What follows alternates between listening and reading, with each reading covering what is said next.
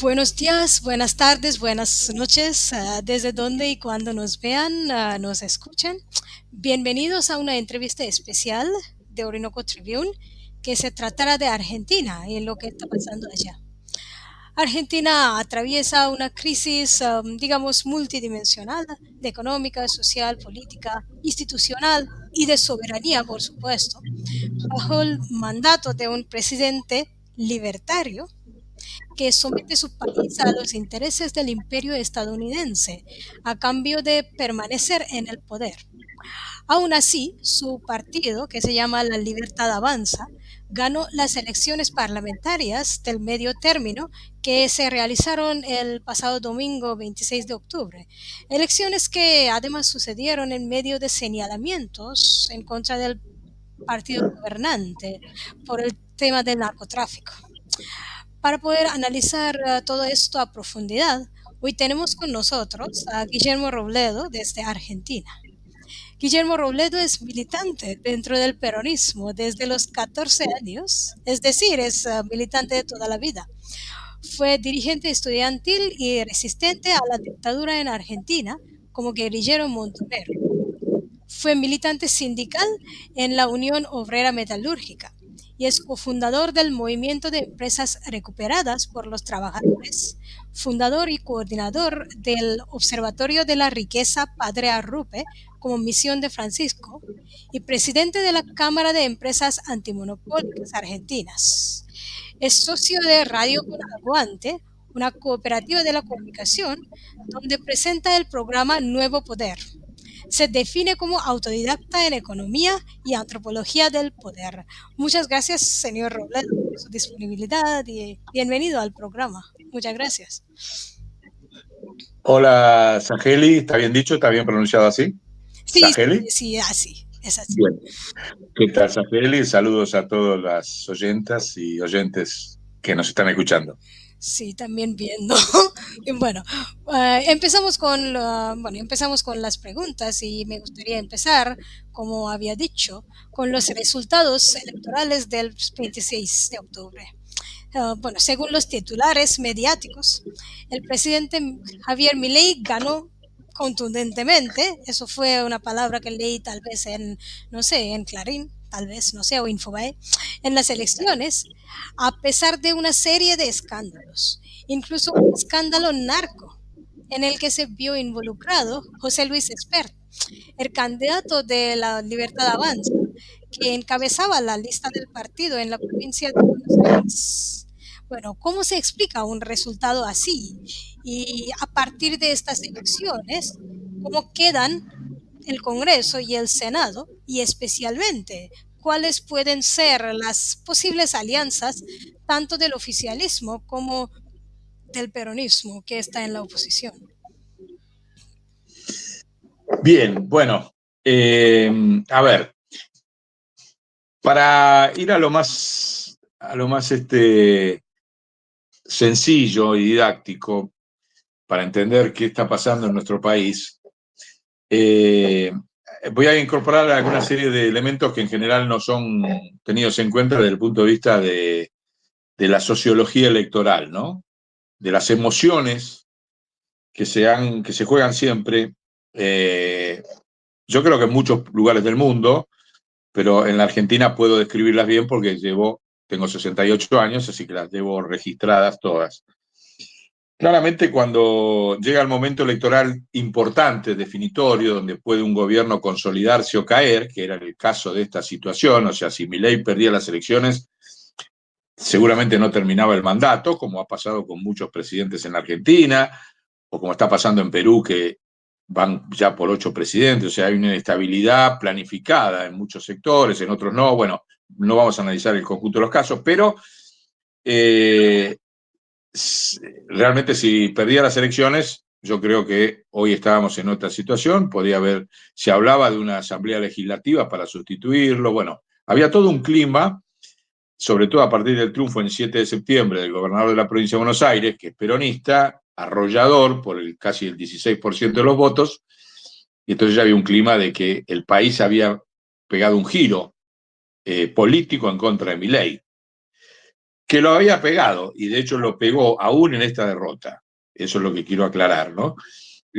Porque Milei sacó 9 millones de votos sobre 35 millones de que es el padrón.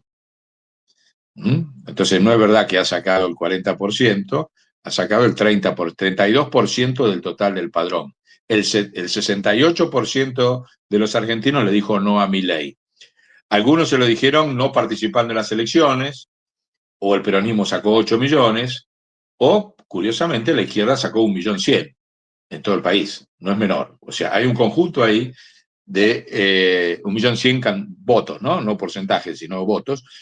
Entonces el porcentaje está manipulado, no es la realidad de lo que... Eso no quiere decir que no haya logrado un fuerte, como vos dijiste recién, como quedó el Congreso, el gobierno avanzó en el Congreso, tiene más senadores, más diputados, entonces eso se refleja porque entran igual al Congreso, aunque no vaya la gente a votar. Entonces, pero no refleja la realidad del espíritu de los argentinos con respecto a Milei.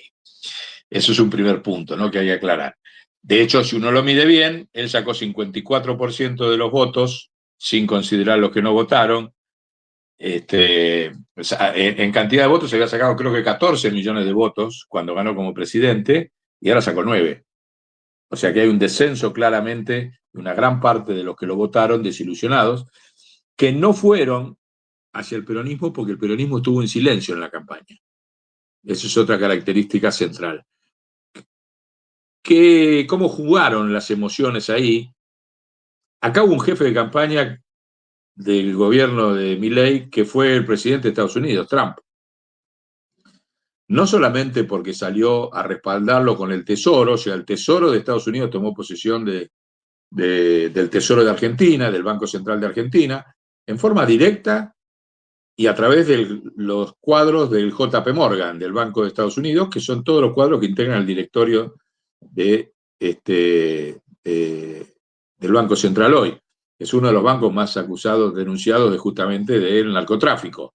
O sea, el Banco Central hoy está manejado por los gerentes de uno de los bancos más acusados a nivel internacional, junto con HSBC, del narcotráfico. Por eso nosotros decimos que hay un narcoestado atrás de Milei, que se está consolidando a paso agigantado. Después vamos a hablar más en detalle de eso, pero el hecho de que la campaña haya estado a cargo del presidente Trump, y que ahí empieza a jugar lo que dije al principio de las emociones. O sea, acá hay una situación que es, el presidente Trump dijo abiertamente, si Milei pierde, nos vamos. Nos vamos, ¿qué quería decir? Que retiraba todo tipo de apoyo financiero y caía el gobierno al día siguiente de las elecciones.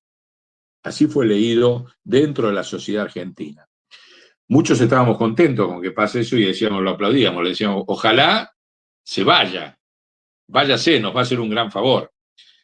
Ahora, ese discurso tomó en un sector, dentro de esos 9 millones, hay unos 5 millones que son fanáticos de Milei, pero hay 4 millones de indecisos que van y vienen y que son muy temerosos, son muy frente a la situación de lo que dice el presidente de Estados Unidos, ni más ni menos, no es un periodista que anuncia o un economista que hizo un diagnóstico, no, le dijo o gana Milei o volteamos el gobierno y después veremos nosotros. Entonces, ese sector que no había ido a votar o que estaba desilusionado fue corriendo a votar para que no caiga el gobierno.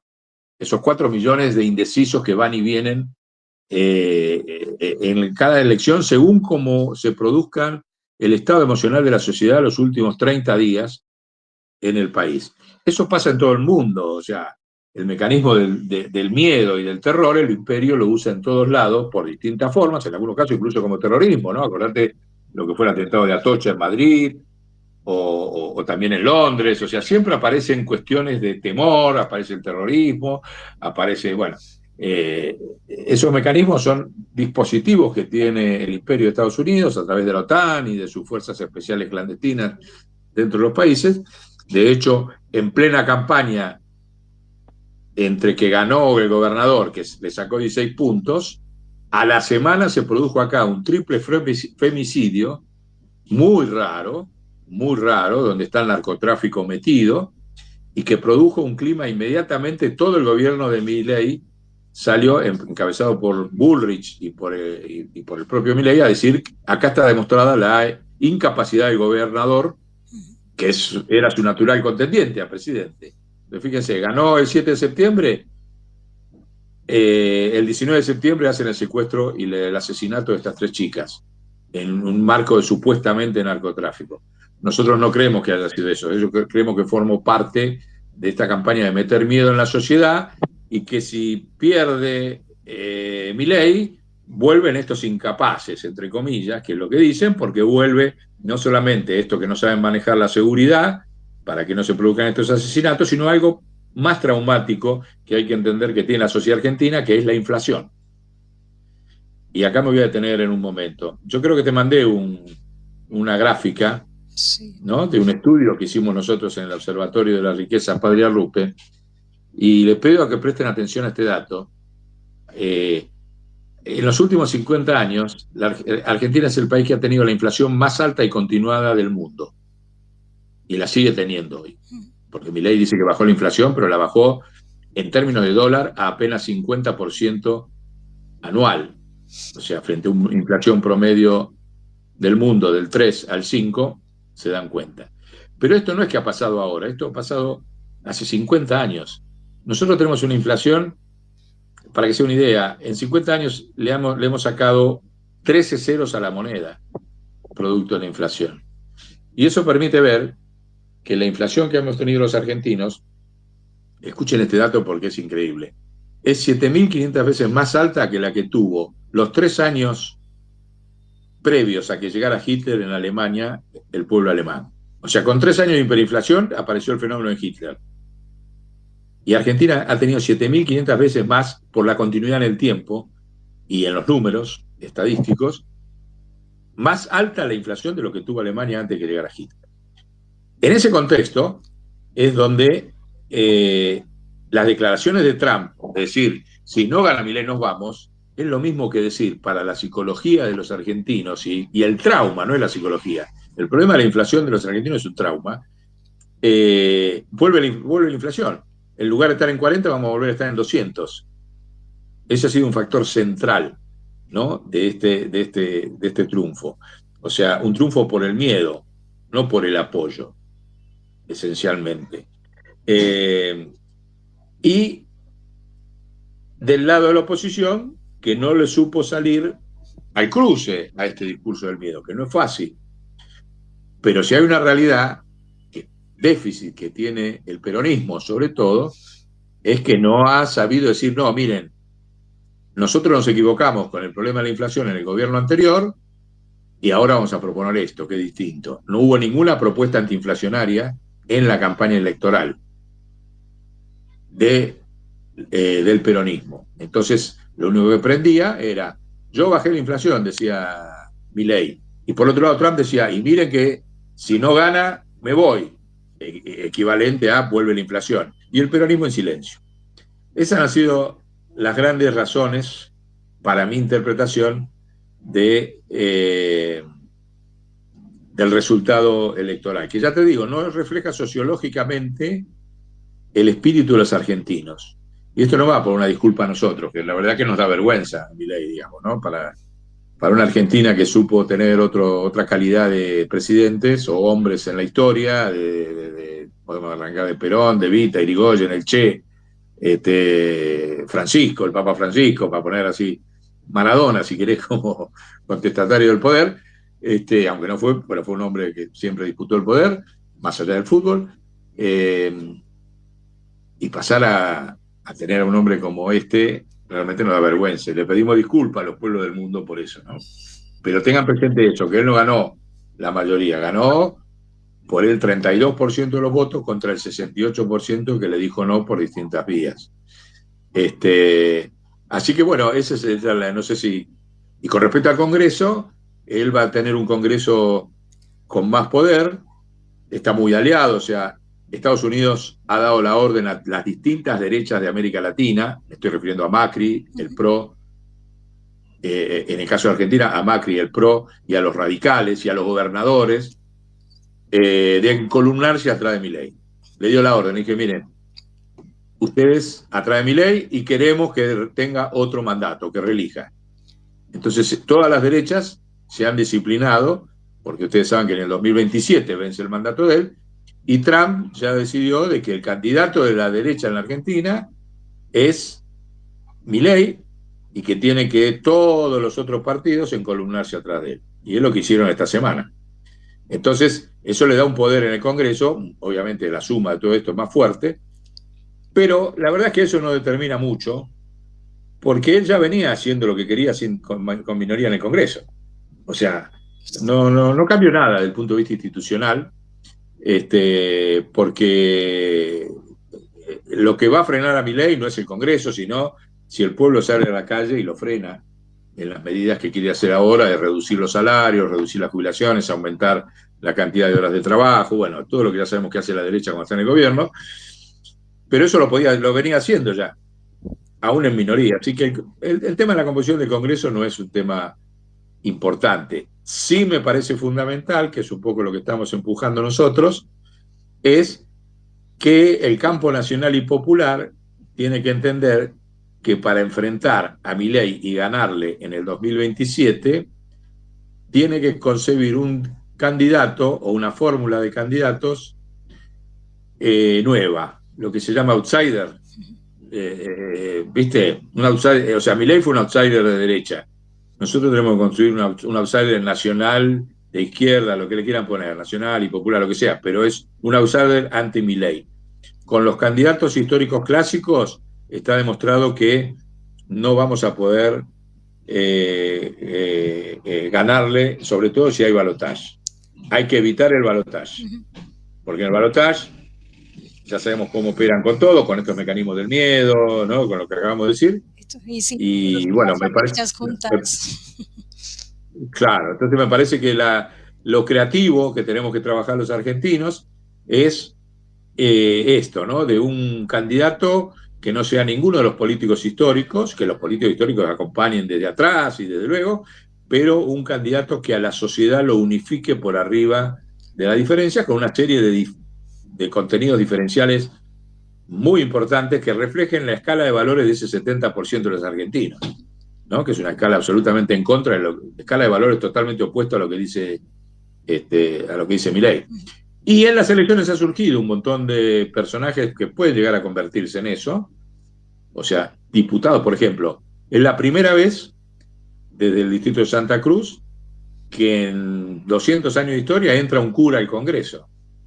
El padre Molinas ganó las elecciones, un padre católico, un muchacho joven, muy interesante, que decidió dar el paso, dice, yo doy el paso, porque si Jesús se animó a entrar en Jerusalén, sabiendo que lo iban a crucificar, yo no me puedo quedar solamente dando sermones en la iglesia y viendo lo que pasa en el país. Y dijo, yo encabezo la lista de diputados y ganó.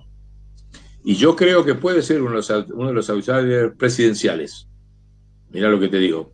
De hecho, Milei saltó de diputado a presidente. Sí. No tuvo nunca en gestión.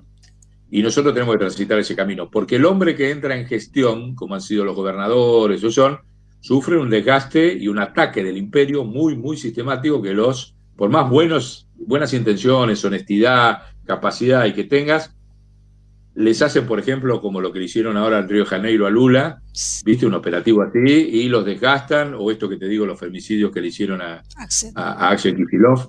En cambio, el que está de diputado no sufre esos desgastes. Entonces yo creo que hay varios, hay mujeres también que han entrado, Natalia de la Sota, que puede ser otra opción, que es de Córdoba. Bueno, hay un conjunto ahí, o algunos que no sean del ámbito político, como pueden ser desde artistas, Lali, que es una famosa cantante, militante antimileísta, si da el paso, yo no sé si puede ganar, no sé si lo puede estar en la fórmula, o sea, hay que buscar ese tipo de convocatorias novedosas, pero también en el discurso y el diagnóstico, ¿no? O sea, tiene que ser un discurso que enamore a la sociedad y no que le meta miedo a la sociedad, ¿no? Y que ellos no te puedan fabricar miedo falso, como te fabrica. El imperio se la pasa fabricando miedo falso, de todo tipo, no solo las fake news. Las fake news están estudiadas para eso, para meter miedo, ¿no? Así que bueno, eso es lo que te tengo para contar no sé si querías hacerme una pregunta sobre esto, como vos quieras. Bueno, no, eso es solamente un comentario, que en Argentina quien manda es Trump o más bien el imperio estadounidense. Milei es solamente un títere, esto lo tengo entendido. Bueno, y, y desde ahí vamos a la segunda pregunta, que es sobre Milei y ser el títere, que usted recientemente realizó una denuncia contra Milei por traición a la patria. Hola, hola, hola, ahí se cortó, ¿si me repetís? Ah, bueno, creo que, no, no, yo escucho todo. ¿Está bien? Ahora sí, pero repetime la pregunta porque salió Bueno, entrecortada. está bien, no hay problema, yo no terminé, así que está bien. Bueno, es que quisiera seguir hablando de Milei, no ser Milei que es un títere del imperio estadounidense. Tengo entendido que recientemente usted realizó una denuncia contra Milei por traición a la patria. Bueno, mi pregunta sería, ¿qué significa esta figura legal en Argentina? O sea, ¿qué significa traición a la patria en Argentina, en la Constitución argentina? ¿Y cuál es la base de esta denuncia al presidente argentino?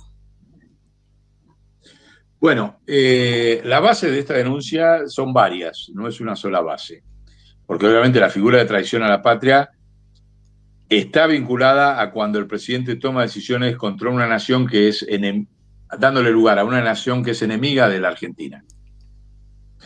Entonces ahí viene una discusión de si se está refiriendo estrictamente a una guerra militar o, como en este caso, una guerra monetaria. O sea, la Argentina está bajo una guerra monetaria donde es una guerra entre el dólar y el peso todos los días, ¿no?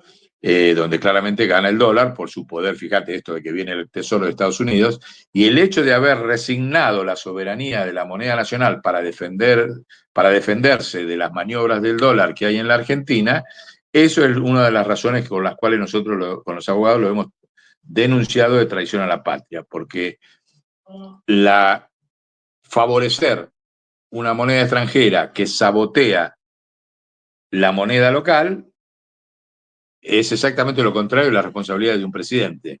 El presidente está obligado a defender la moneda local.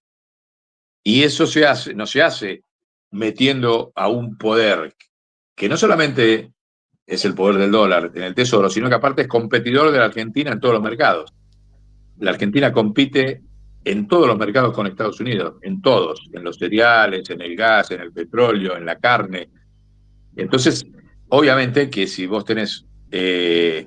estás dándole lugar al país que va a desplazar a la Argentina de los mercados, que es lo que está pasando, por ejemplo, en el complejo de la producción de biodiesel, la Argentina tiene uno de los complejos más eficientes del mundo y el proteccionismo de Trump lo ha absolutamente clausurado, ¿no? Estamos hablando de un sector que exportaba casi 4.000 millones de dólares por año, está cerrado.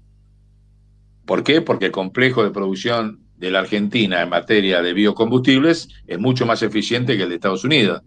Y así en varios. Entonces, claramente el presidente está jugando a favor de los intereses de Estados Unidos y en contra de los intereses argentinos. Y no estamos hablando estrictamente de una cuestión de soberanía política, sino que es monetaria y comercial. O sea, Estados Unidos sube los aranceles y él los baja. Estados Unidos aumenta los subsidios y acá desaparecen los subsidios. Entonces, ¿quién es el favorecido? Claramente la nación extranjera, Estados Unidos. Ese es un componente de una nueva interpretación de lo que es traición a la patria, que se basa en la comparación de lo que han hecho otros estados del mundo al respecto. No hacemos solamente un juicio acá, pero uno tiene montones de ejemplos que los hemos incorporado en la denuncia, donde, por ejemplo, los estados como la Comunidad Europea, Brasil, Suiza, con las comisiones de defensa de la competencia de sus respectivos países, han logrado defender la soberanía de la moneda nacional frente a los ataques de las monedas extranjeras. A tal punto, fíjese que tenemos todos los antecedentes, están incorporados en la denuncia, la Comisión de Defensa de Competencia Suiza, cuando se crea el euro, los bancos de Alemania, de Inglaterra y de Francia, que crean el euro, empiezan a hacer maniobras especulativas contra el franco suizo, para que los suizos pierdan su soberanía en su moneda nacional e ingresen al euro. Y los suizos no querían saber nada. Utilizaron la Comisión de Defensa de la Competencia para determinar de que había habido una serie de maniobras de los bancos A, B, C, D, no recuerdo cuáles son, lo determinaron y advirtieron: o ustedes desisten de estas acciones contra la moneda nacional o pierden la matrícula de funcionar en Suiza. Automáticamente la Comunidad Europea se retiró de eso y de hecho a día de hoy la moneda local sigue siendo el franco suizo.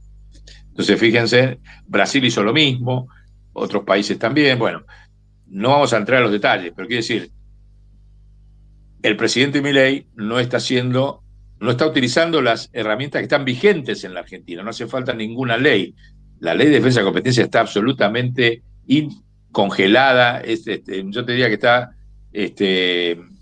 borrada totalmente cuando depende directamente del presidente. Eso responde a dos opciones penales para traición a la patria: o mal desempeño de funcionario público, o dolo. En el Código Penal argentino, eso tiene dos figuras jurídicas, que es el mal desempeño de funcionario público y o otro camino es la acción dolosa. El dolo es una acción intencionada, o sea, el objetivo de producir un daño. Nosotros creemos que claramente, en la medida, ojo que la denuncia no es solamente a Milei, sino también es a los integrantes del directorio del Banco Central de la República Argentina, que son todos hombres del JP Morgan. O sea, el directorio del Banco Central, del presidente hasta el último director, son todos cuadros del JP Morgan. Y una semana antes de las elecciones, cambió el gobierno del canciller y puso a otro hombre del JP Morgan. O sea que acá ha habido un desembarco colonial, imperial, no solamente en la figura política del rol que jugó Trump, sino como Estado, como tesoro directo del gobierno de Estados Unidos adentro del gobierno argentino, sino encima copando las estructuras centrales, ni más ni menos que el Banco Central y la Cancillería, los gerentes del JP Morgan. Todos. Entonces, esto no tiene antecedentes en la historia argentina. Siempre aparecieron, cubrieron alguna forma. Ahora ya no están cubriendo ni las formas, van directamente. Y ellos también han sido denunciados. O sea, la denuncia es a Milei y a todos los funcionarios del JP Morgan, desde el canciller a los que integran el directorio del Banco Central, porque estas políticas en contra de la moneda se hacen desde las políticas que hace o no hace el Banco Central. El Banco Central hace políticas para fortalecer el poder del dólar dentro de la economía argentina y debilitar el poder del peso argentino. De una manera que, si querés, el reflejo más grande es el nivel de endeudamiento. Fíjate que le están dando, para poder llevar adelante esas políticas, 20.000 millones de dólares cada 6 meses. Primero lo hicieron con un blanqueo, después lo hicieron con el Fondo Monetario Internacional, otros 20.000 millones de dólares. Ahora, como ya el Fondo Monetario no le puede dar más plata, ahora directamente el Tesoro de Estados Unidos. Ahora, todo eso destruye la moneda nacional. Y hay elementos, leyes que no se utilizan para defenderla. Esa es la esencia de la denuncia, con las consecuencias que tiene de aumento de deuda externa. Eso creo que todo el mundo lo conocemos, lo que significa de pérdida de soberanía la deuda externa. Y aparte va a seguir, porque no es que le dieron esta plata para ganar 3 años de tranquilidad. En abril del año que viene le van a tener que devolver a dar otra vez. No ganaron, o sea, no alcanza, porque el mecanismo de saqueo colonial que han montado sobre Argentina les necesitan 40.000 millones de dólares por año para satisfacer pago de deuda externa, transferencia de utilidades, el narcotráfico, que es otro factor de deuda externa, de dolarización y que necesita dólar, porque el dólar funciona, el narcotráfico funciona con el dólar, y el turismo internacional, el turismo que se va afuera, porque con el tipo de cambio así barato, los que tienen plata, el 10% de los argentinos que tienen plata, se va a hacer turismo afuera, y eso demanda unos 6.000, 7.000 millones de dólares por año. Entonces, todo ese conjunto de la subfacturación de exportaciones, todos los mecanismos que utilizan las empresas multinacionales, todo eso demanda 40.000 millones de dólares. Y la Argentina, con suerte, tiene 5.000 millones de dólares de superávit comercial, con suerte.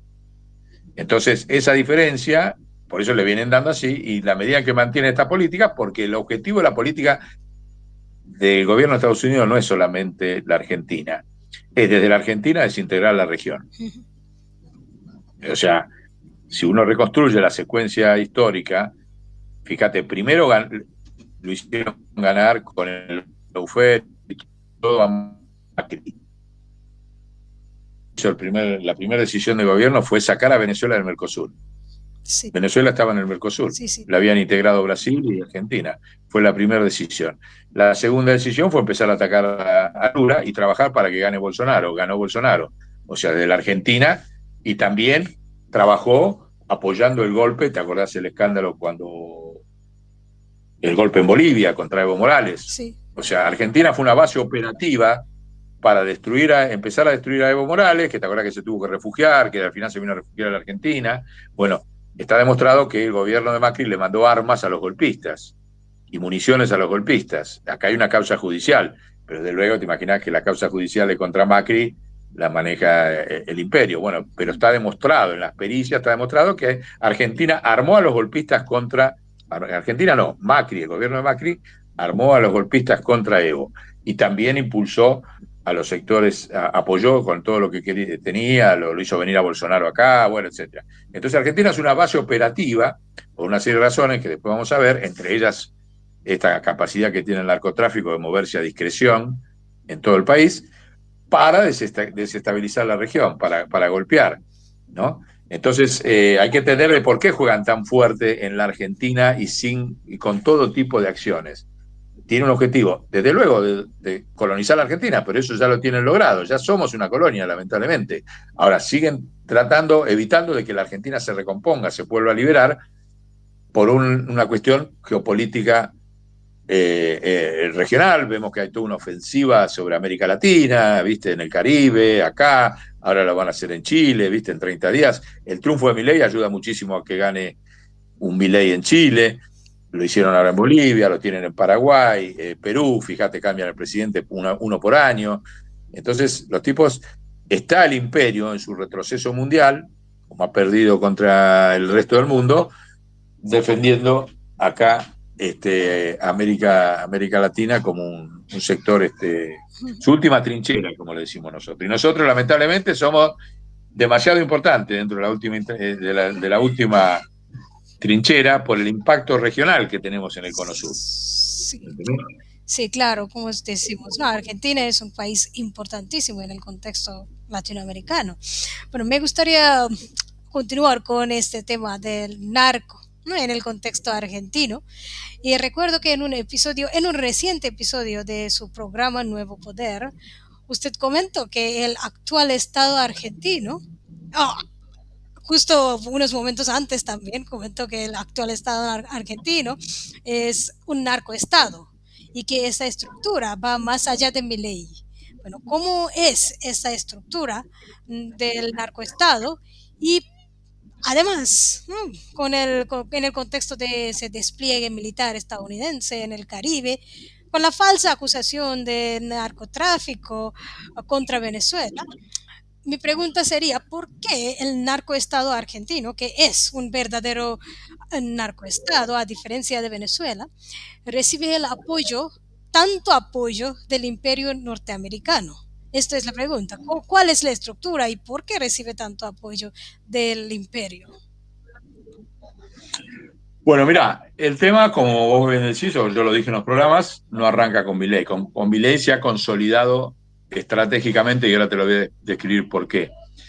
El tema lleva, yo te diría, empieza con la dictadura militar, con una serie de acuerdos, donde la dictadura militar también interviene en los golpes que se producen en Bolivia en aquella época, contra García Mesa, etcétera, y ya de ahí surgen una serie de acuerdos para que la Argentina sea por la cuestión de que nosotros, no sé si ustedes, así como ustedes tienen el Orinoco, nosotros tenemos el Paraná, ¿no? La salida del Paraná, Río de la Plata, que cruza, viene desde Brasil, Paraguay, y la vía de salida de la droga que se produce en Perú, Bolivia y Paraguay es el Río de la Plata.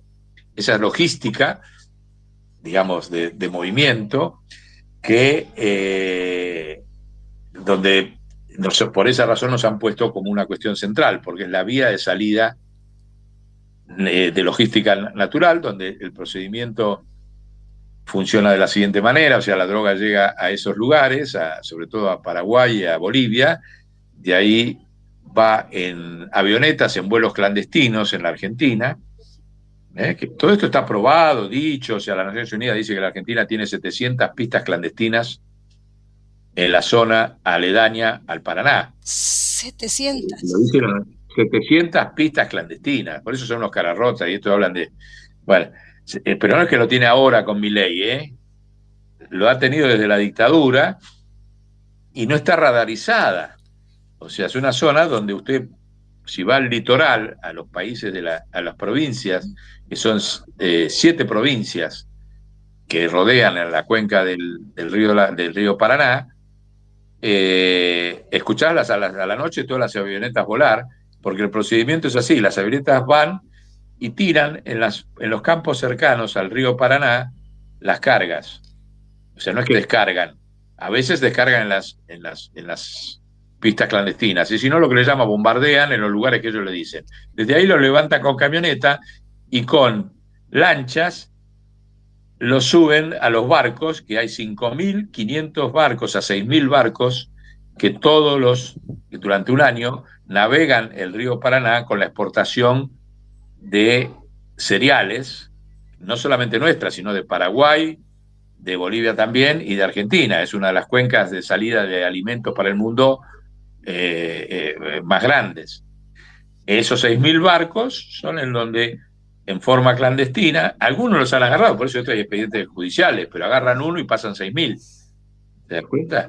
Y esta logística uno la conoce, corrompen a las policías provinciales, que esa es la otra estructura que se montó en este tiempo. Con la dictadura militar empiezan los acuerdos de las Fuerzas Armadas y las Fuerzas de Seguridad con la DEA, la supuesta agencia contra el narcotráfico, que en realidad es la agencia que protege este flujo del narcotráfico, porque el narcotráfico termina siendo un flujo tremendo a las guaridas fiscales de dólares. O sea, a los bancos centrales, o sea, lo que dijimos recién, el JP Morgan, el HSBC, está todo judicializado en Estados Unidos, porque en Estados Unidos saben que eso es el destino final, pero es un gran negocio.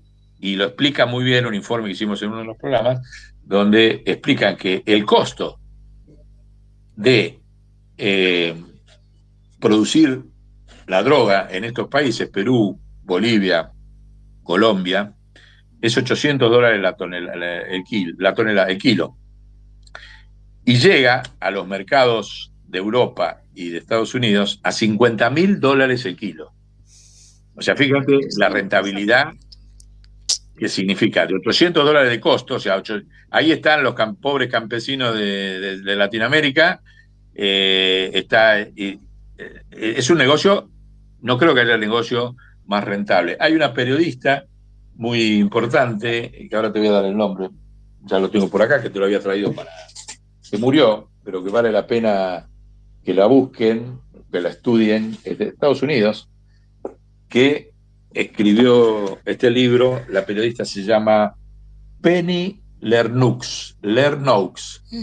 No sé si los oyentes la tienen o, bueno, que escribió un libro que se llama Esos bancos en los que confiamos. Vieron que el billete de dólar tiene la frase in God we trust, o sea, en Dios creemos, haciendo un giro en eso.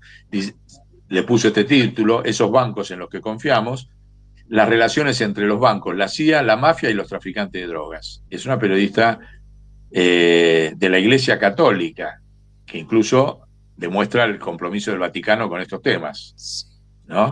El libro está en Plaza Llanes, es un libro publicado en 1984, o sea, es medio una reliquia, pero está en castellano, si querés después te lo puedo mandar. Pero bueno, ahí está explicado de cómo Estados Unidos sabe perfectamente que el circuito se abastece desde América Latina y termina en los bancos, en las guaridas fiscales de los bancos, con esta super rentabilidad, donde ella llega a decir acá que la rentabilidad de la droga es la segunda industria en el mundo, Sí. después del petróleo en Estados Unidos, la segunda industria que le deja ganancias es el tráfico de drogas, en términos de ganancias. Lo dice esta periodista ahí, tremenda investigadora, bueno, tiene todos los premios, bueno, después. Pero bueno, ya, para que veas que lo que estoy diciendo yo no es nuevo, simplemente nosotros estamos viendo cómo siguen potenciando esa estructura sobre nuestro territorio, ¿no? Entonces, esa logística que funciona así como te la describí, el río Paraná sale en los barcos, el río La Plata, no sé si lo conoces, pero es un río, para que te des una idea, muy ancho, tiene 100 kilómetros de ancho, que todo el mundo ve y dice, ¿cómo puede haber un río de 100 kilómetros de ancho? Eh, y que es imposible y no hay ninguna aduana. O sea, el río de la Plata no tiene aduanas. O sea, O no sea, hay viene el río control, Paraná, no hay control. no hay control. Todos los puertos que están sobre el Paraná son privados y son de las empresas multinacionales. Ujú. O sea, los puertos donde cargan estos 6.000 barcos por año son de las empresas multinacionales, de las empresas de ellos. Y el Estado argentino no existe. O sea, Desde que se privatizaron todos los puertos hace 35 años, el Estado dejó de existir ahí. Entonces, es ideal. Los puertos de ellos, no hay aduana.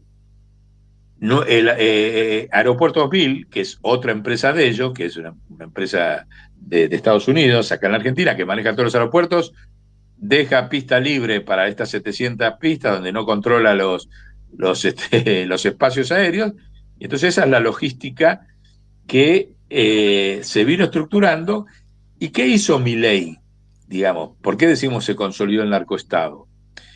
Porque él tiene una consigna. Había algún tipo, se suponía, de control, o se tenía, o el gobierno peronista de Cristina Kirchner fue el último que intentó controlar un poco esto, ¿no?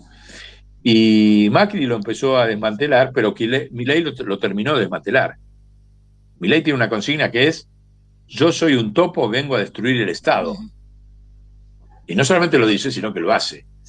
Entonces, ¿qué significa eso? En primer lugar, cero control sobre toda esta zona, ¿sí? De hecho, ha retirado la gendarmería, las prefecturas, las fuerzas de seguridad de todo el control de esa zona. Es una zona de territorio libre, donde no existe, viste, formalmente, siguen estando los lugares físicos, pero no tienen la menor capacidad de logística para controlar eso, porque encima la concentró todo para reprimir a la gente acá en Buenos Aires. Viste que todos los miércoles Los se produce una jubilados. movilización de los jubilados y discapacitados, y entonces sacó las fuerzas de gendarmería, las de aduana, todo, y están concentrados acá. Entonces concentran 3.000 personas todos los miércoles para reprimir a 100 jubilados. En realidad lo que están haciendo es distrayendo y dejando libre todo el resto del país para que la droga pueda circular sin ningún problema. Y no solamente hizo eso, sino que en el marco de la campaña electoral ahora hizo algo estratégico. Vos viste que cuando ves la cuenca del Paraná, está el Paraná-Iguazú, el Paraná-Guazú, Ujú.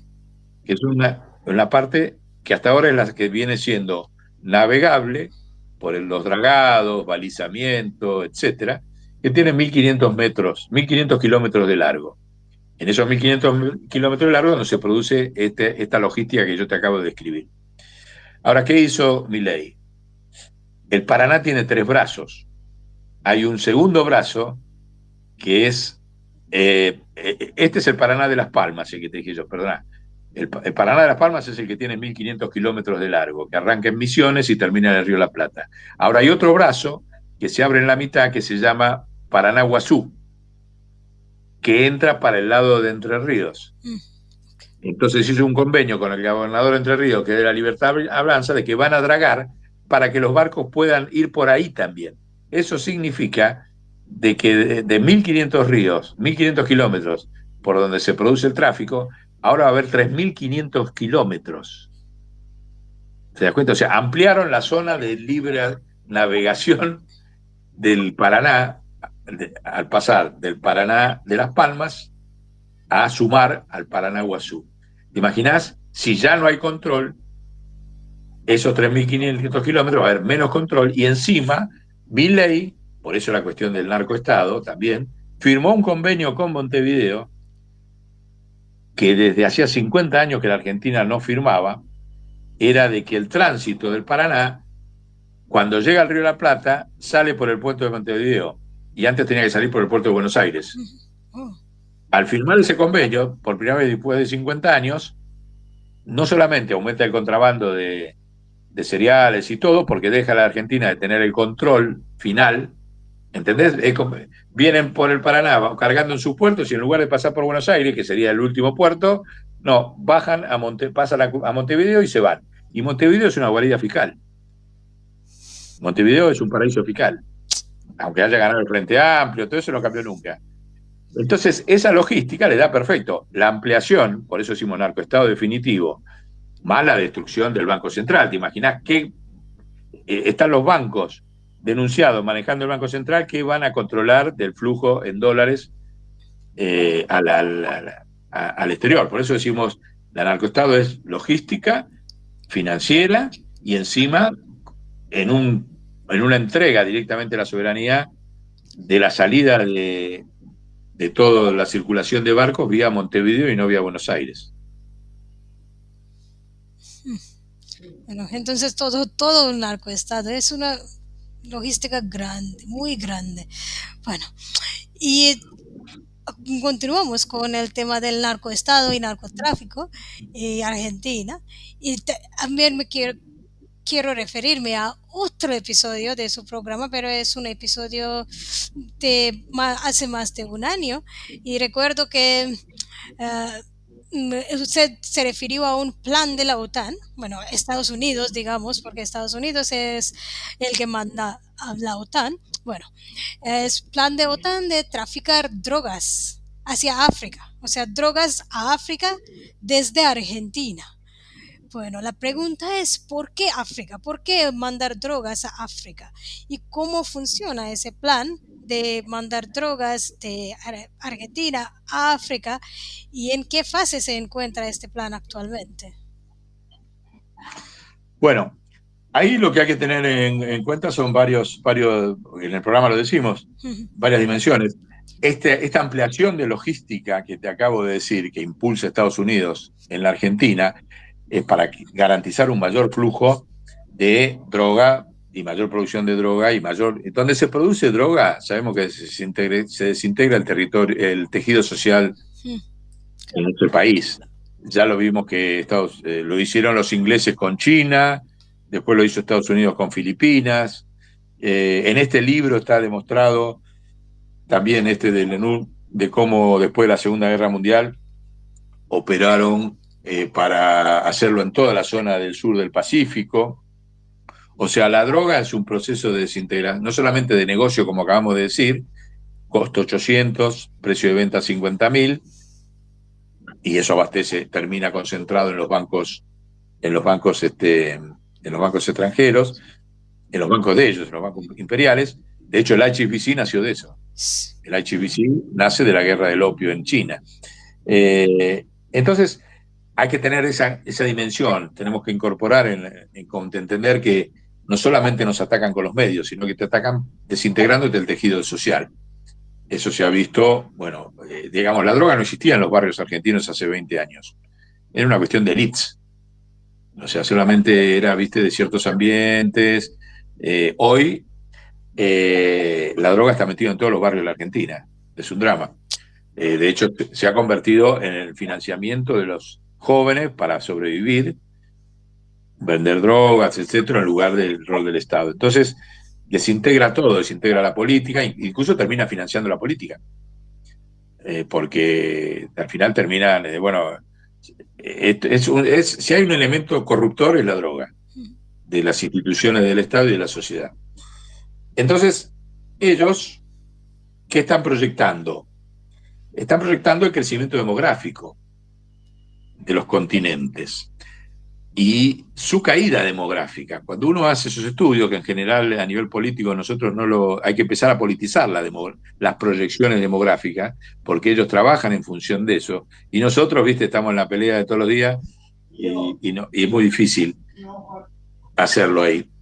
Entonces, ¿ahí qué hay? Tenés que África va a tener la mitad de la población en el 2100 del mundo, la mitad, 4.000 millones de africanos va a haber. Esto lo podés verificar en cualquier pronóstico de las Naciones Unidas. Y la OTAN va a tener apenas el 3% de la población del mundo. Sí. O sea, en el total. América Latina está en una situación bastante estable, en 600, 700 millones de latinoamericanos, pero ¿qué significa que la mitad de la población del mundo esté en África? En un África que tiene todo el potencial de desarrollo por hacer. Significa que surge un competidor mucho más peligroso que América Latina, porque tiene una escala de mercado que es 5, 6, 7 veces mayor que la de América Latina. Y entonces ellos necesitan controlar eso, necesitan evitar de que haya ahí soberanía. No tiene que haber soberanía de esos 4.000 millones de africanos en el 2100. Entonces están trabajando a full. Uno de los mecanismos centrales, más allá de los, ya sabemos, utilizan dos armas para generar conflicto y desintegrar, Sí. que son de bandera falsa. Es el terrorismo de bandera falsa musulmán, que son ellos mismos en la absoluta mayoría de los casos, en el África, de donde generan las guerras étnicas y todo eso, como lo están haciendo ahora en el Sudán, Sí. porque quieren controlar el Mar Rojo. El Mar Rojo quiere que sea de la OTAN. Y el otro mecanismo es el narcotráfico. Yo te acuso de narcotráfico, como están acusando ahora a Venezuela, a Colombia.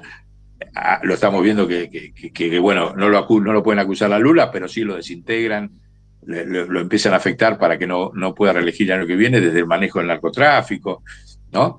Que hay varias notas que han salido acá en la Argentina donde dice que Ucrania se está convirtiendo en una especie de escuela de las Américas, en el sentido de fabricar entrenamiento militar para el narcotráfico para distintos lugares del mundo.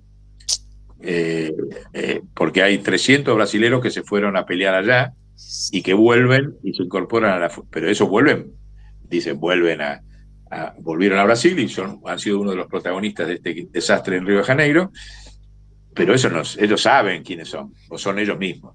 Entonces, la falsa bandera con que utiliza el imperio es terrorismo musulmán o narcotráfico. Por eso bombardean las lanchas allá, en el Caribe, ¿no? Y entonces, todo eso, para poder desintegrar, necesita la garantía de un abastecimiento, que es esta logística que acabamos de decir desde América Latina, camino directamente, porque estamos en el Atlántico Sur. ¿Te das cuenta? O sea, de acá a Sudáfrica, de Buenos Aires a Sudáfrica, tenés 8 horas en avión. Y en barco tenés 4 días. ¿Te das cuenta? Y después se meten por el Índico, o sea, es el Atlántico Sur. Atlántico Sur y el Índico ellos lo tienen como una zona estratégica para desintegrar, y no te olvides que ese crecimiento demográfico de África no está concentrado parejo en toda África. Está concentrado en la zona sur del África. En la zona del Sahara no va a haber crecimiento demográfico, pero donde empieza la zona fértil para abajo sí, y justamente la zona fértil, donde va a haber más crecimiento demográfico, Nigeria, bueno, todos los países que ya lo vas a ver ahí, son los más próximos a el Atlántico Sur. Por eso a nosotros nos tienen dominado con lo de Malvinas y el mar argentino y demás. Controlar el Atlántico Sur no es solamente un problema de controlar una zona geopolítica, lo es para ellos, sino apuntan a esto, a frenar el desarrollo del África, ¿no? Entre otros planes. Por eso es lo que nosotros explicamos ahí, en ese programa que vos decís, que hay que unirlo con esta pregunta anterior que me hiciste vos muy bien sobre cómo se expandió la logística del narcotráfico en la Argentina, en la región. Pues yo te digo, abarca hasta Montevideo. Sí. O sea, este acuerdo que hizo Milei con Montevideo es para que el flujo de droga al África vaya sin el menor control de nadie en ninguna zona, ¿no? Así que esa es no sé si más o menos te contesté, porque vos fijate, hay que entender en esto que el problema del imperio no solamente es que perdió la guerra comercial, la guerra militar, la guerra tecnológica, sino que a raíz del genocidio en Israel de estos últimos 2 años, han destruido toda la estructura del derecho internacional. Y lo siguen haciendo, con los bombardeos, las lanchas, etcétera. Pero han destruido, ya no tienen ¿cómo dicen ahora que son los paladines de la libertad? No lo pueden decir. ¿Cómo dicen las paladines del libre comercio si ellos subieron todos los aranceles? O sea, rompieron los acuerdos de libre comercio, rompieron los acuerdos financieros, rompieron los acuerdos del derecho internacional, y entonces, ¿cómo hacen para seguir frenando su atraso? Porque el problema estructural, que es que han perdido la guerra comercial frente al tremendo desarrollo del resto de los países, que no abarca solo China, son 170 estados que siguen avanzando en su soberanía. Putin lo dice muy bien, dice, el problema del mundo es que hace una guerra de soberanías. ¿Entendés? Entonces ellos antes tenían 2 o 3, te agarraban con el dólar atado al oro, entonces todo dependía de eso, y ahora eso murió en el 70 y cada vez muere más, entonces cada vez hay más divisas, cada vez hay acuerdo entre los países, y eso hace que cada vez vayan a perder más posiciones comerciales en todo el mundo. Ellos saben que esa guerra la perdieron, entonces a lo que apelan es a la destrucción de los pueblos que los consideran como última trinchera de ellos, América Latina, y lo que puedan hacer del África, lo que puedan hacer, porque hay otros factores jugando ahí, ¿no? Eso es la razón por la cual apelan a esta herramienta histórica, que es desintegrar con la droga. Y encima ahora tienen la confusión de las redes. Pero bueno, yo creo que no les alcanza en el largo plazo eso, porque esa pérdida de posiciones comerciales se refleja en otra palabra que hay que estudiar también, que es la deflación mundial. O sea, hay una deflación mundial por la sobreproducción mundial, que es exponencial, por esta revolución tecnológica que hay y demás, y la inteligencia artificial, las redes, todo lo que ya sabemos, y eso hace que facilite el desarrollo de los países, porque si está deflacionada la tecnología, fíjate, todo el mundo está logrando la soberanía alimentaria, la soberanía energética, la soberanía medicinal, porque la tecnología es muy barata. Entonces eso les quita factores de poder que antes ellos te manejaban con el hambre, te manejaban con la energía solar ahora y la energía eólica tan barata, fíjate que ya no te pueden manejar estrictamente con que dependas del petróleo y del gas. Entonces, ¿qué le queda? La confusión mediática y las drogas. Esa es la última trinchera de disputa a la que ellos están replegados. Eso es lo que es interesante. Están replegándose ahí y van a perder igual. La verdad es que Estados Unidos destruyó su propia sociedad con drogas. Primero su propia sociedad y luego van por otros. No, como decimos, los pueblos afroamericanos, no, la sociedad afroamericana la destruyó. CIA, idea en conjunto con las drogas y ahora entendemos por qué van por África, porque, como explicó usted, teme a la potencia de África. Bueno, ya estamos hablando de la sociedad y la destrucción del tejido social en cualquier país donde haya drogas. Bueno, en el caso de Argentina, ¿qué ha sido el impacto social del narcoestado en la sociedad? ¿Qué ha sido el impacto? Bueno, mira, el impacto ha sido que, el primer impacto ha sido que la política, los partidos políticos para llegar al gobierno han ido pactando con el narcoestado. Y entonces llegan débiles, llegan condicionados, no lo pueden enfrentar. Desde hace 30 años en Argentina había formas de financiar la política nacional, hoy no hay más. Las privatizaciones y la deuda externa y un montón de factores ha hecho eliminar a los poderes nacionales económicos que podían financiar una política autónoma, ¿no? Eso ha desaparecido. Entonces, el primer impacto ha sido eso. Entonces, dentro de eso, como ha habido una reforma constitucional que fortaleció eso, porque le dio autonomía a las provincias. Nosotros tenemos 24 provincias. Esa autonomía de las provincias ha hecho que cada gobernador tiene un poder de negociación con el poder internacional, independientemente del poder central. De hecho, el embajador que acaba de llegar hace una semana de Estados Unidos, que para cómo se llama Lamelas, acá hubo muchos chistes sobre eso, y es cubano, Luzano, dijo que él se va a dedicar a recorrer el país para hablar con todos los gobernadores. ¿Sabe lo que significa? Claro. Todo tipo de pactos con los gobernadores donde el gobierno nacional no interviene. De hecho, las policías provinciales trabajan con convenios directos con la DEA sin pasar por el gobierno nacional. Fíjate vos, eso ha sido el principal elemento del narcoestado, donde una política así es una política que nos te pactan un político, el político ese después no va a enfrentar nunca la deuda externa, no va a enfrentar nunca, ya no solamente el tema del narcoestado, sino el tema de la fuga de riqueza al exterior. Ya está comprometido. ¿Te das cuenta?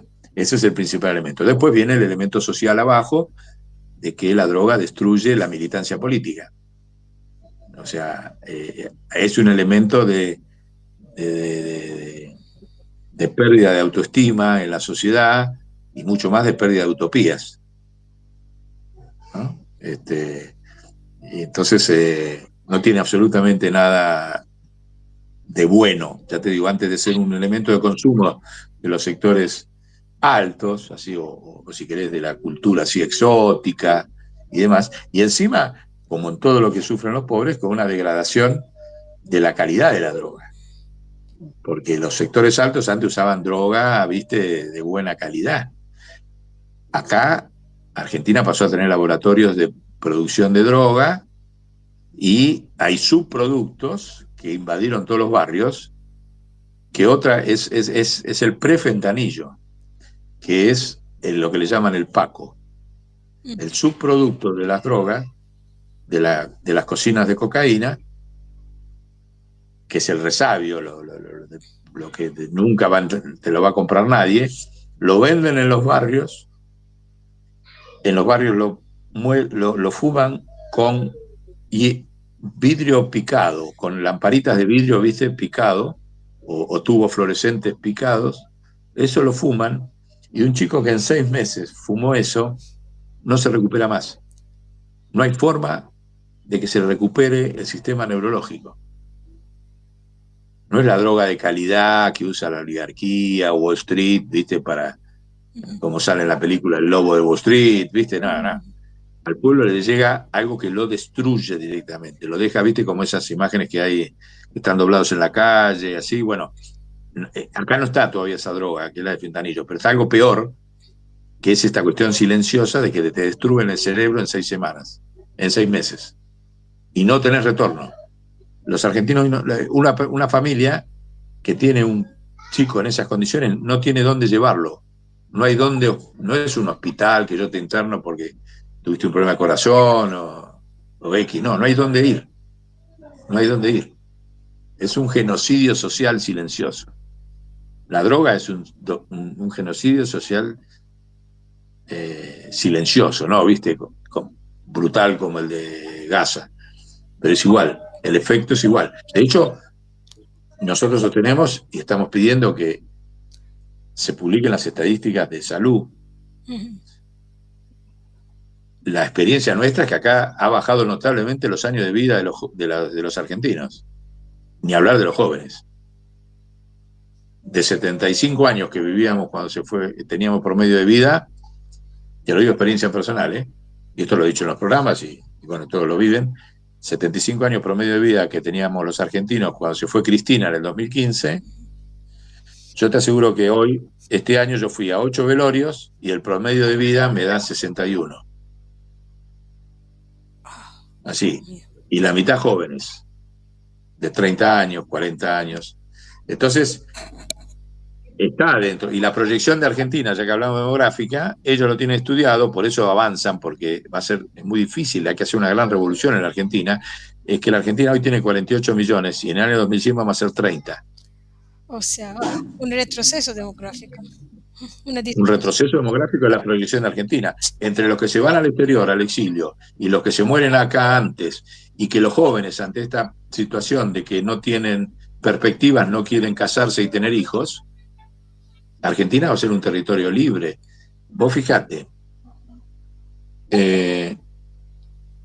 pocos argentinos saben que el 85% del territorio argentino es el territorio patagónico. Sí, yo lo sé. Abarcando el mar, Ujú, abarcando el mar. ujú, Si vos tomás, son las provincias patagónicas, ujú, el mar, las Islas Malvinas y la Antártida, donde nosotros también estamos, eso es el 85%. Bueno, en toda esa zona viven 4 millones de personas.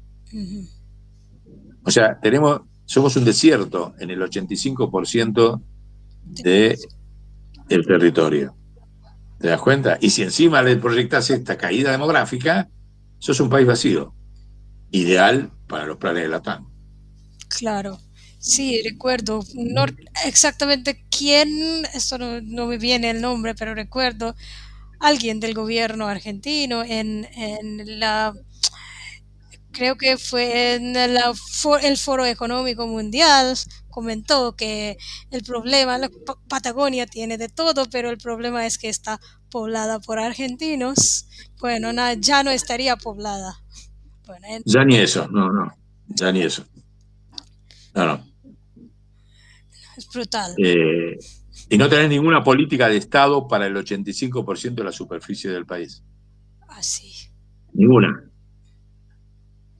Estamos en una situación gravísima, te digo. Aunque yo soy optimista, yo creo que no creo que se estabilice económicamente el gobierno de Milei Ujú. y va a surgir una nueva dirigencia en la Argentina. Es inevitable, Sí, digamos, claro. porque hay un sentimiento absolutamente antiamericano, es uno de los países que tiene más sentimiento anti-yanqui, a pesar de esta invasión yanqui monetaria y con la deuda que acabamos de hablar, y se impone, porque si no, no tenemos solución a la vida cotidiana.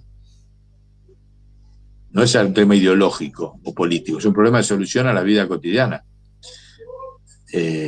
No solamente los pobres, sino los pobres y los que se van empobreciendo todos los días porque van vendiendo lo poco que tienen para sobrevivir. O los ahorros, o la casa, o el coche, o el negocio. Eso es. De ahí va a surgir algo nuevo. Bueno, y vamos a concluir con ese nuevo, Bueno, ¿no? Sí, sí, vamos a concluir con ese. Bueno, esta fue mi última pregunta, de verdad. sí. Es que precisamente eso, es posible una solución política, ¿no? Para salir de esta situación en la que se encuentra la nación actualmente o desde hace muchísimos años. Mira, solución política en los términos de la democracia colonial vigente, ninguna. O sea, vos tenés hoy o sea, esto que se dice, bueno, vamos a ponernos de acuerdo, vamos a hablarla. No, a ver, vos ya sos una colonia y el funcionamiento de la colonia tiene como clave que cualquier presidente no gane en la primera vuelta, sino que vaya al balotaje. Ujú. A partir de que va al balotaje, ese presidente que gana con un Congreso en minoría. Sí, Inevitablemente, como está pasando en toda América Latina. sí, sí, claro. Es viejo, no es nuevo, pero bueno, ahora es peor. Entonces, cualquier presidente que sube es débil.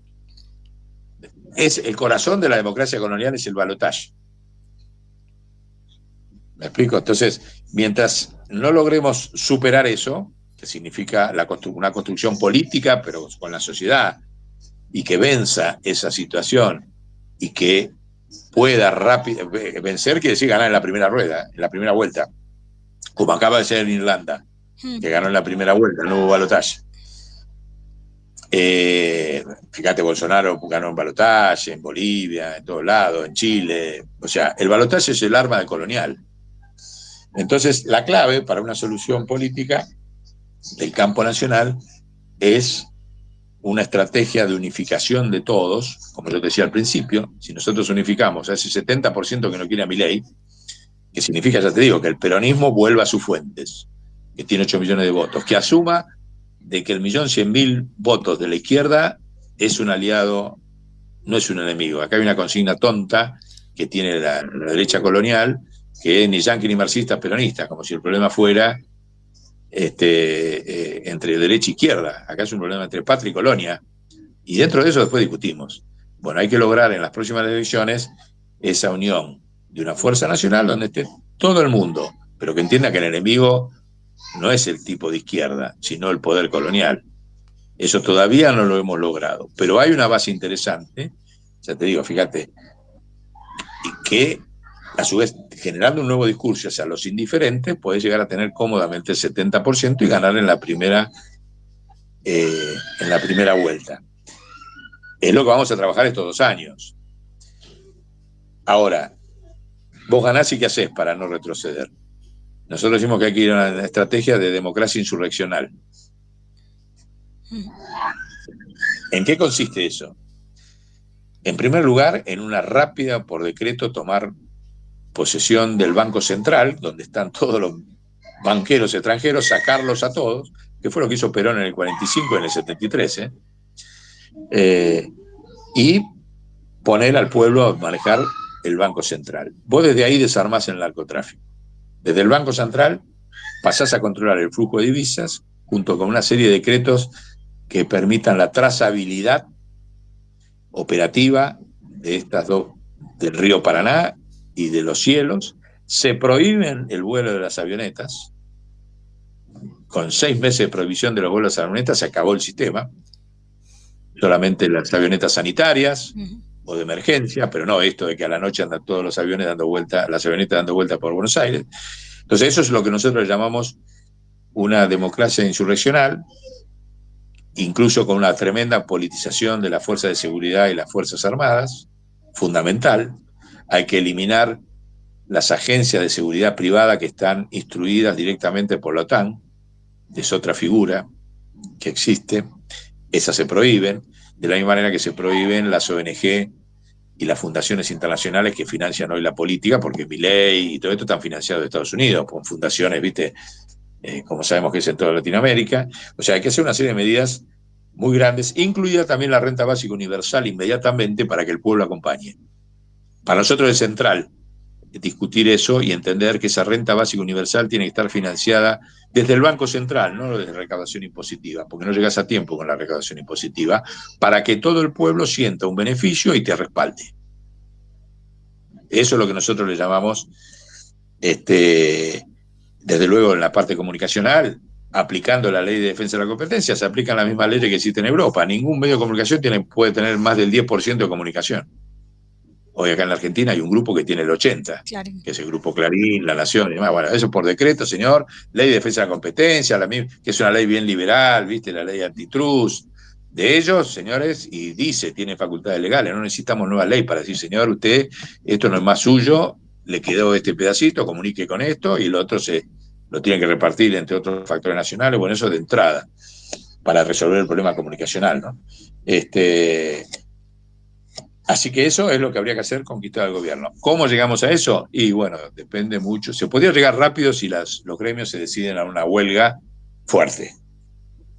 O sea, los gremios siguen teniendo 7,5 millones de afiliados en la Argentina. 7,5 millones.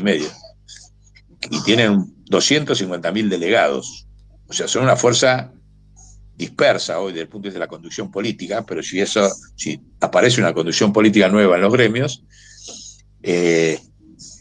o las bases impulsan eso, una huelga de una semana cae el gobierno de Milei, automáticamente. Una huelga bancaria que corte los flujos financieros y una huelga del transporte que paralice el país, cae el gobierno de Milei. O sea que no hay que esperar al 2027. Es lo que a nosotros nos gustaría que pase. Existe el poder organizado e institucional para eso. Falta una conducción política política gremial que dé esa orden, ¿no? Yo te digo, lo mismo podría pasar con los universitarios. Los universitarios se los están matando, lo están fundiendo. Una huelga en general universitaria junto con esto y termina el gobierno de Milei. Así que eso es lo que yo veo para adelante, que creo que puede pasar, en algún momento va a pasar. Ojalá sea rápido. Y no 2027 con la elección y todo. No. Si no tenemos fuerza y tenga que llegar al 2027, ya te digo, la estrategia es, igual esa estrategia de unidad y no balotaje es válida para cualquier momento o para el 2027. Claro, pero ¿existe la posibilidad de esa unidad con, no sé, con la... Mirá, es una necesidad inevitable después de la elección del domingo. O sea, si se supera los egos, que yo creo que la realidad los va a obligar a superar, y se hace la matemática de las decisiones, todo el mundo sabe que ninguno puede ganar en el balotaje de los políticos clásicos. Esto es de sentido común. Nadie puede sentarse con honestidad, discutir, no, yo voy a ganar, yo voy a ganar. No, no vas a ganar.